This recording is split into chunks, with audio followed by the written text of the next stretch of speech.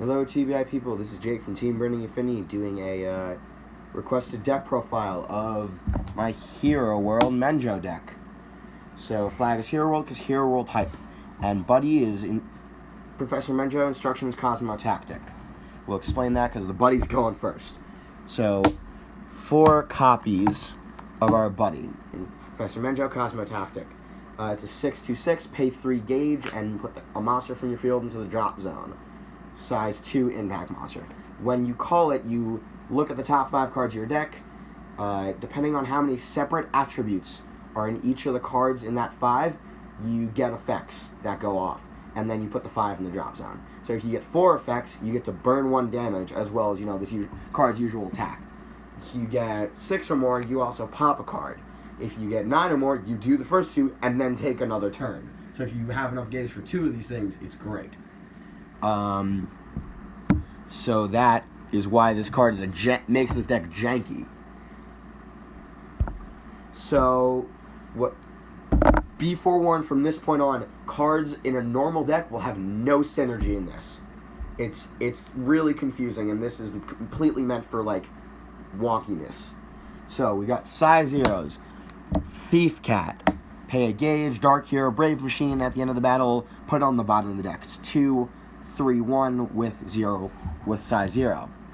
It basically boomerangs. That's all I really needed to do. Smack for 3 and be attributes. We have Actor Knight's Tower at first size 1. 5/1/1 vanilla. This card is mainly for attributes, and it never hits a face unless there's nothing going on their field. So, this is supposed to be Actor Knight's Death because that has its own version of Spectral Strike, but I don't own those, and this is the next best thing. Has different attributes, and I'm never going to see these attributes anywhere else in my deck. Now we've got weapon cards, which in Hero World is your rider transforms. So, 4 copies of First Warrior Einder. Pay a gauge for 1,000 rapier stats. And then a ride is Ride Changer Silverbeak, which is pay gauge and a life for 3/1/1, and it burns before it attacks automatically. Now, when it comes to attributes, we have Brave Machine and Ride Changer, as well as Superhero and Quartet 5, which the more attributes, the better in this deck. So these are basically, first card you see them, you're going to play it as a weapon. Sometimes, if you think you have enough life, you'll overwrite Silverbeak for Einder, but that's on you. I've gone whole games with just Silverbeak, just because I can burn 1 out of everything. Now, we have some transform-specific cards, which, as monsters, they're okay themselves. So, Rescue Dragon, Project Gunner. When you're transformed, you can discard this card to gain 2 gauge. 3/2/1, size 1. Basically, smack for 2 crit if I'm on a Silverbeak, and gain 2 gauge, or smack for 2 crit if I'm Einder. It's very, very good card in my opinion, especially in this deck, because its attributes include Superhero and Dragon.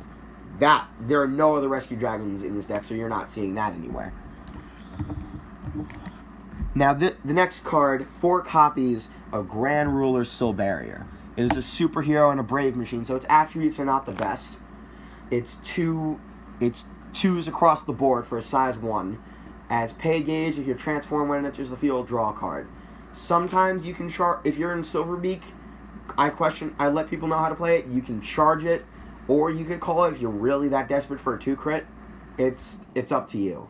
I've actually set up whole fields where I've had 9 gauge, play 2 of these and overwrite 1 just so I can get draws, and then draw into some of the awesome size 2s in this deck. Now we'll go into the size 2s. The greatest part about this is there's so much variance, because this deck's size 2s mostly run on Omnilords. Because there's so many different worlds with so many different attributes, you can put so many more options to pull off Menjo. We've got 1 copy of Negerballs, who pay a gauge, 6/2/3. When a monster is destroyed, when it's out, you deal damage equal to the size. Omnilord. And its attributes are Deep, Black Dragon, and Destruction. Now we've got Dragon World Omnis. We have 5th Omni Awakened Drum and 5th Omni Blade Jack. So, Jack is pay 2 gauge to enter the field, 5/3/6, size Size 2, as you already know. Counter, deal 2 damage to myself to destroy a monster on the field. And 5th Omni Awakened Drum is 6/5 Soul Guard. When it enters the field, can be placed anywhere on the field, unlike its other version, the original Omni Drum, which you don't want to be playing in this deck. And if I take a damage at any time, anyhow, one instance per turn, I can gain 1 life back. So it's a good setup for defense. Next, we've got double the Miseria, because Miseria is a badass. 1 Buddy Rare, 1 Triple Rare.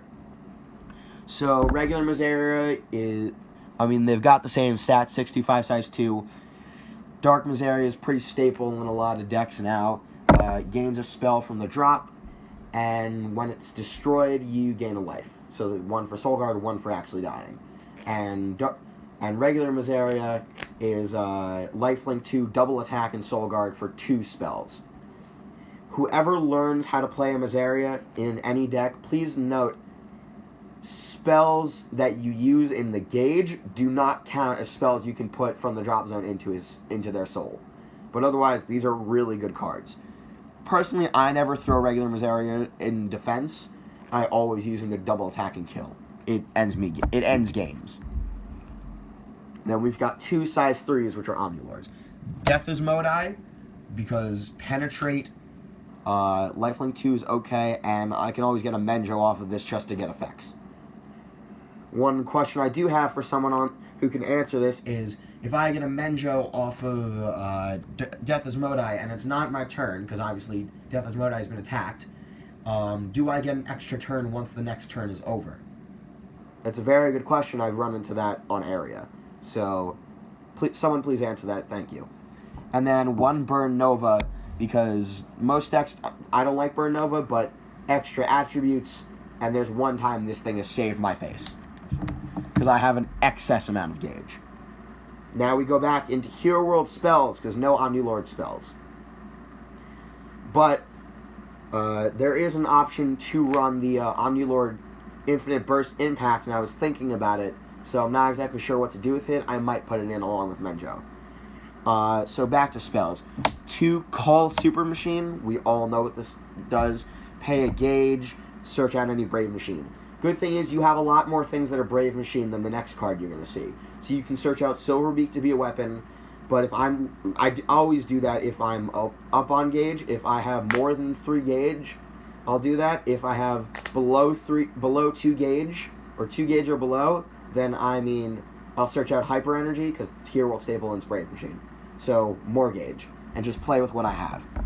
Next card would be 3-man program Quartet 5. So we squad up, fam.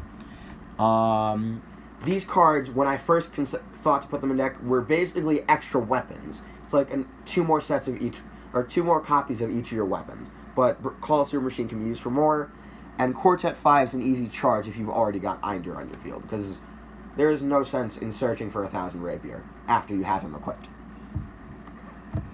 So those are your searchers, and those are Quartet 5 and Get, as well as Get. Now you've got staples, which are 4 FC through your moves, and 4 copies of Hyper Energy. Hyper Energy is 3 attributes at the same time, which makes that card annoying for your opponents to see when you get Menjo. Next, I have 2 copies of It Doesn't Work, because attributes, and why the hell not have a White Dragon Shield in something like this? Because impact monsters do scare me a little bit. And last but not least, 4 copies of You Finally Done It.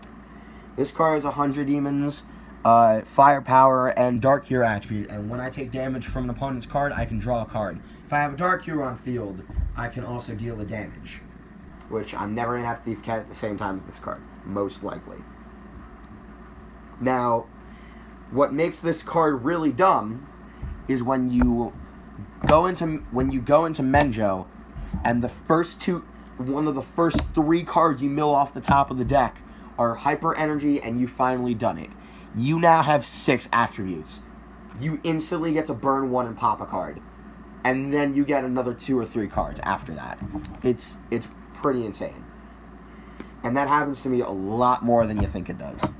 So It's not exactly super consistent to always get 9, but I like how this deck is going so far. I mean, it wins me the fun games. It's never meant to be a super competitive deck, and it's doing well so far. I mean, it's a good reason to dress up as Menjo at a Springfest. And that is the Hero World Menjo deck. See you later, TBI fans. Jake, signing out. Peace.